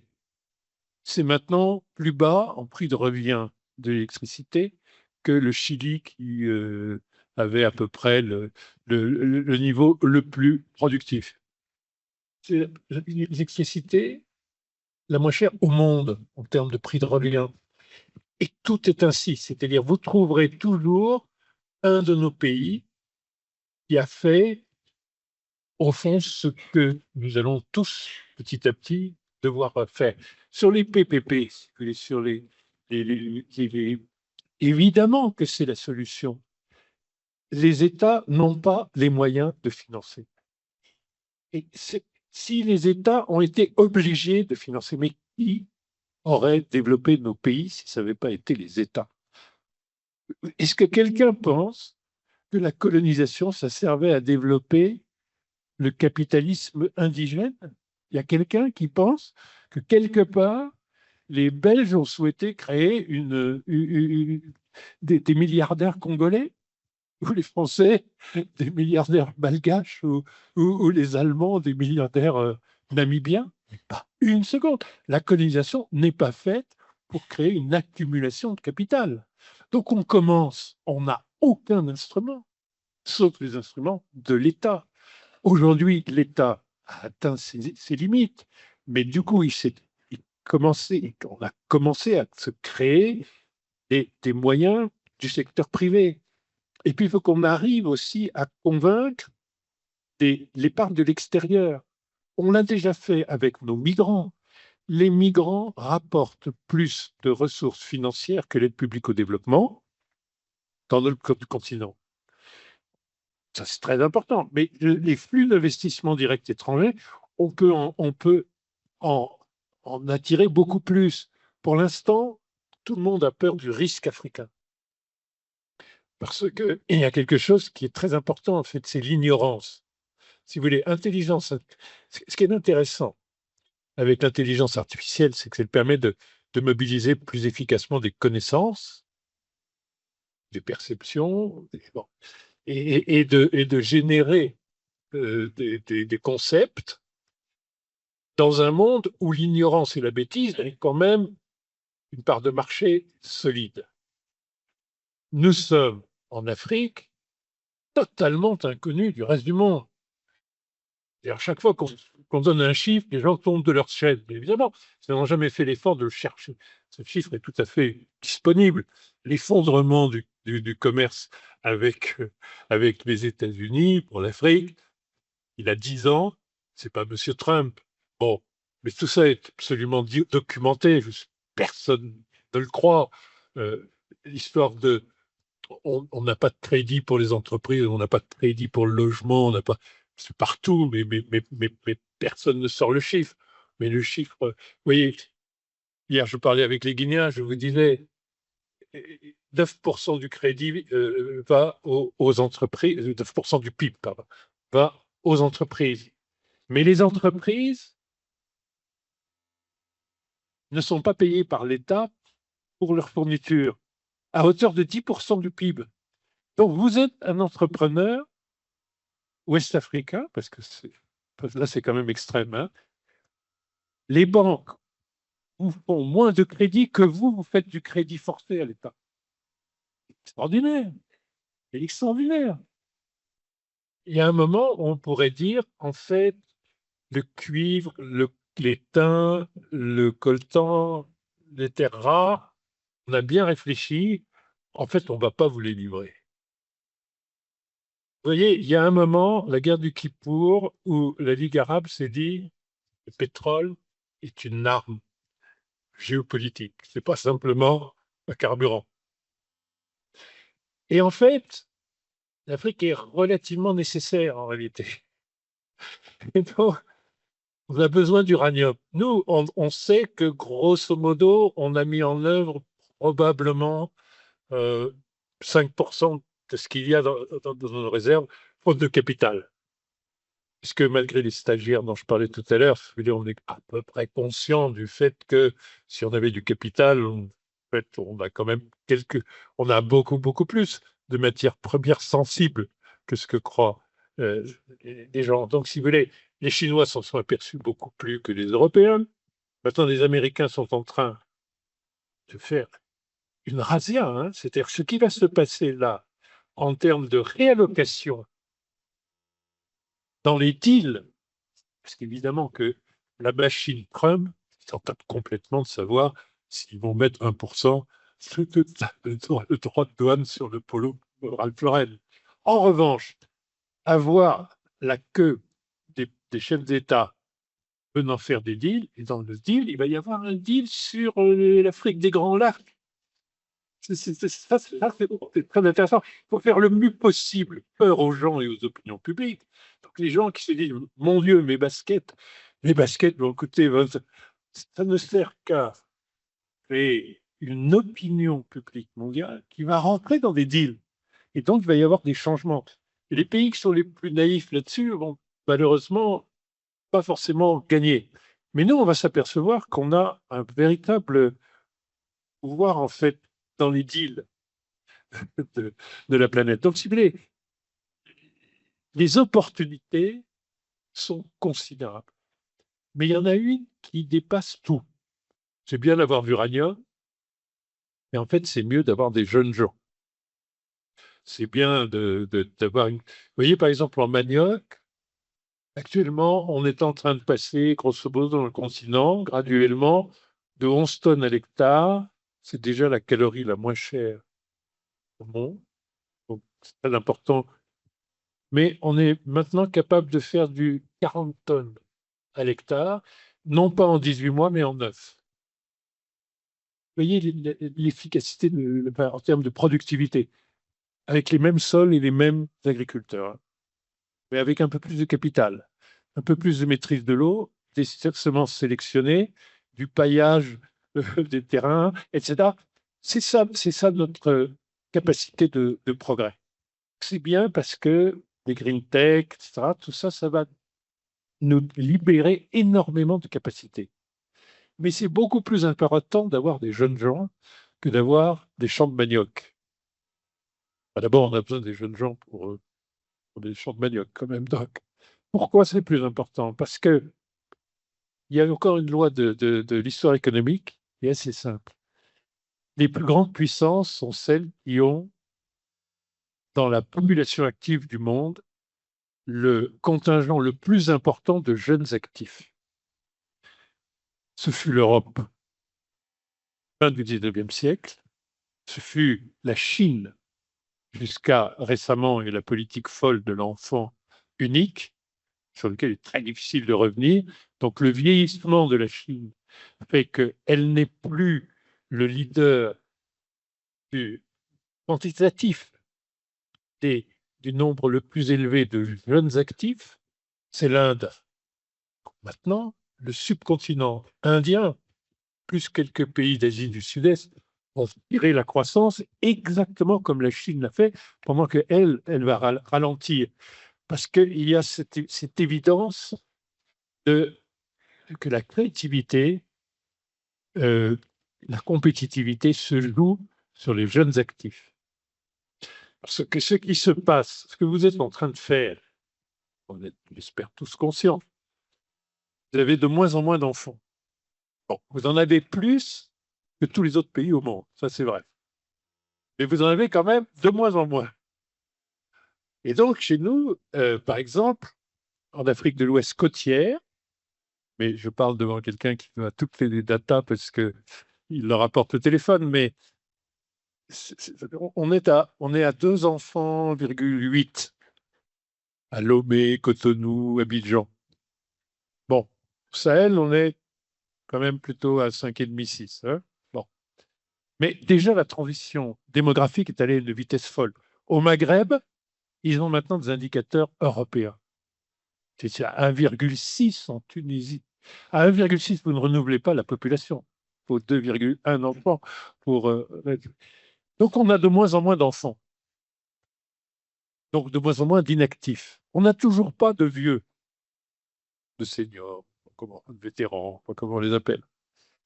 Et donc, on a une population d'âge active qui est importante. Quand vous avez moins d'inactifs, plus d'actifs, vous avez des équilibres budgétaires, vous avez des équilibres également de sécurité sociale. Vous pouvez commencer à donner des couvertures sociales.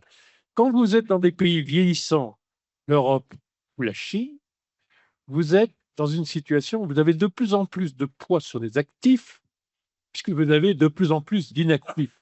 Non pas les jeunes, mais les vieux. Et le problème des vieux, c'est qu'à la différence des jeunes, inactifs pour inactifs, je vous conseille d'avoir des enfants plutôt que des grands-parents. Par exemple, dans ma famille, c'est extraordinaire ce que je coûte plus cher en sécurité sociale que mes 6 petits-enfants. À 6, malgré les bronchiolites, je ne sais pas quoi, les vaccins, etc., vous ne pouvez pas imaginer ce qu'ils consomment moins que moi de prestations et de médicaments. C'est fou. Donc, vous allez vous retrouver dans des situations où vous aurez assez peu de ces gens qui pèsent assez lourd sur les actifs. Vous en aurez encore quelques-uns assez jeunes, mais pas très chers. Et donc, vous aurez des équilibres d'excédent de la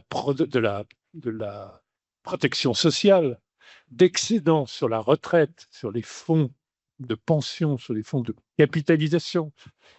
Et quand vous êtes dans cette situation-là, à la fois parce qu'il y a plus d'intensité de travail et parce qu'il y a plus de créativité, il y a plus de start-up, et en plus vous êtes en train, en Afrique, d'avoir des femmes majoritaires dans les start-up. Donc tout d'un coup, vous êtes en train de faire venir sur le marché du travail une catégorie nouvelle qui est très entrepreneuriale et bien meilleure gestionnaire, moyenne, hein, peut-être pas Madagascar, mais enfin en moyenne, que l'autre genre, ou les autres genres. Donc, si vous voulez, c'est inexorable. C'est pour ça qu'on peut faire une prévision tout à fait précise. L'Inde, le subcontinent indien, est en train de prendre le relais. L'Afrique prendra le relais de l'Inde. C'est inexorable. Je peux vous donner la date à l'année près où ça va se passer. Donc, vous allez vivre quelque chose qui est un peu le contraire de ma génération. Donc, c'est plus qu'un monde d'opportunités. En fait, c'est un monde où l'Afrique va être leader. Il faut que vous ayez une imagination du fait que, et c'est comme dans la Bible, les plus riches étaient vraiment les plus pauvres. Et je vous assure que les plus pauvres, à votre génération, vont être parmi les plus riches. Cette question intéressait quand même beaucoup les participants. Un mot quand même, votre ressenti sur le poids et le rôle de cette intelligence artificielle à l'heure de ces mutations. Moi, je suis très content de cette explication de Lionel parce que c'est exactement ma conviction. C'est que nous sommes la solution en Afrique à bien de problèmes et que je pense que nous avons des opportunités juste immenses devant nous. L'intelligence artificielle en est une. Ça va permettre d'accélérer bon nombre de choses, d'améliorer notre productivité, d'améliorer la façon dont on interagit, dont on travaille. Par contre, attention, ça ne vient pas juste comme ça. Il faut quand même la bâtir, cette intelligence artificielle. Il faut avoir les infrastructures, il faut avoir l'énergie, il faut avoir les data centers, il faut avoir le savoir-faire. Il faut commencer à penser aux use cases qu'on va utiliser. Nous, chez Action, on commence à travailler dessus. On a des gens qui commencent à nous rejoindre pour réfléchir. On le fait déjà. Dans le mobile banking, on applique déjà des solutions d'intelligence artificielle ou l'accélération de la qualité de nos produits, de nos services, de la prédictabilité. On va continuer à le faire de plus en plus, mais attention, il nous faut de plus en plus d'infrastructures, de plus en plus d'énergie. Donc, ça va être une solution, certes, mais il faut bien l'appréhender correctement dans tous ses aspects. Bon, le temps nous est compté. Je sens que Expliquez-moi. cette discussion va faire beaucoup de frustrés parce qu'il y a, je pense, la moitié des questions qui avaient été posées, qui n'ont pas été posées. Je tiens à m'excuser. On va tous quitter cet amphi avec beaucoup d'informations emmagasinées, puis des graines à faire mûrir. Si vous deviez, de manière très concise, chacun d'entre vous, nous faire un espèce de cadeau comme un mantra qu'on va garder au fond de nous et qu'on va se répéter ces prochains jours, qu'est-ce que ce serait par rapport à cette donne américaine et pourquoi ne pas, finalement, ne pas en avoir peur et comment bien rebondir? Quelles sont nos armes à nous, malgaches ou habitants de ce continent africain? Un petit mantra. Donc, pour moi, c'est toujours le même. C'est soyons focus sur ce qu'on doit construire, continuons à nous mobiliser, continuons à créer de la valeur, continuons à créer de l'impact tous les jours. C'est simple. Et vous, Lionel? Écoutez, je reprendrai ce qu'a dit Asselin, c'est-à-dire nous avons nos solutions.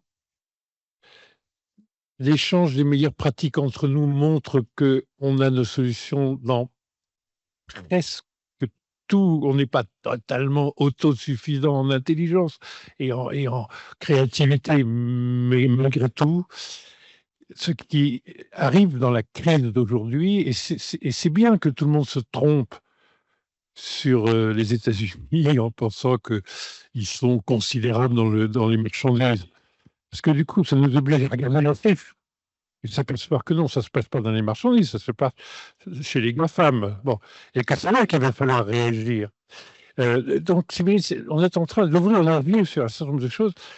La corrélation d'ignorance, etc., est quand même en train de se diluer un peu. Donc, on s'aperçoit aussi qu'on a des moyens entre nous de nous réapproprier notre destin.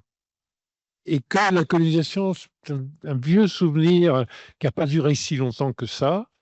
Et ça aussi, si vous voulez, c'est une preuve comme celle-ci, même perçue de façon un petit peu, vous voyez, hyperbolique, excessive par rapport à la réalité, elle a l'immense avantage de remobiliser. Donc les Européens veulent se défendre eux-mêmes, assurer leur sécurité. Mais nous, maintenant, non, ça devrait être un peu. Il faut qu'on aide les gouvernements à le penser, hein, mais ça peut être vraiment l'occasion, non pas de nous réarmer, mais simplement de nous réapproprier nous-mêmes. Et en fait, on s'apercevra qu'on en a, me semble-t-il, les moyens. Surtout si on est à peu près unis. Et on a eu une crise qui nous a créé de l'union, c'était le Covid. Pendant le Covid, c'est l'Union africaine qui a réussi à négocier, par exemple, le moratoire de la dette bilatérale, parce que pour une fois, les 54 pays parlaient avec une voix.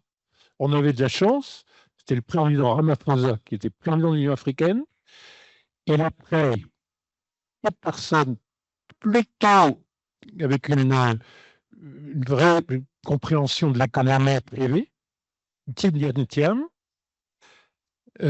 Saveur Manuel, l'ancien ministre des Finances de Mandela et le président de Rothschild pour l'Afrique, Madame qui depuis l'année le patron de l'Organisation mondiale du commerce, et Delal Kabaroka, qui était le patron de la MAD et la créateur de Southbridge. Ils ont négocié deux choses. Le moratoire sur les dettes bilatérales, parce que pour une fois, 54 pays parlaient d'une voix, au lieu de 54 voix totalement inaudibles. Et deuxième chose, les dettes, quand même pas folles, 650 milliards de distribution de droits de tirage spéciaux pour avoir une réponse financière avec l'Afrique, qui a un quota de 33 milliards, que les États qui n'avaient pas besoin de cette manne de devises se sont accordés pour le faire passer à 100 milliards. Ça a pris 3-4 ans d'y arriver, mais ça a été fait, parce qu'on parlait à 54. Donc, vous voyez, on est en train de se réapproprier une voie, des ressources, de l'imagination, et du coup, petit peu d'optimisme. Merci messieurs. On compte sur Action University pour réinviter Lionel prochainement pour ça c'est le premier point. Deuxième point pour pouvoir poursuivre ces échanges et pour répondre à toutes les questions qu'on n'a pas pu poser aujourd'hui. Nous vous souhaitons à tous, n'est-ce pas, une bonne journée. Mirassou. Merci.